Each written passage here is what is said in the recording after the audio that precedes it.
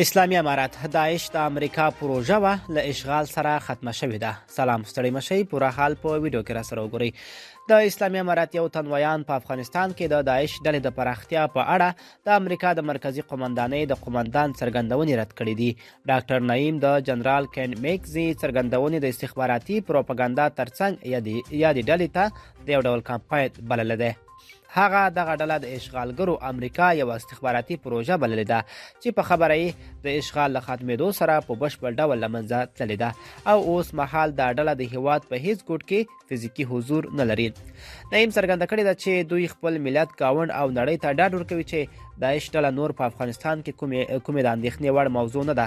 یادونې ده چې د امریکا د مرکزی قومندانۍ قومندان جنرال کین میکزي ویلي و چې داعش په افغانستان کې د پراختیا په حال کې ده او ممکن په راتلونکي کې پر امریکا او متحدینو بریدونه هم وکړي.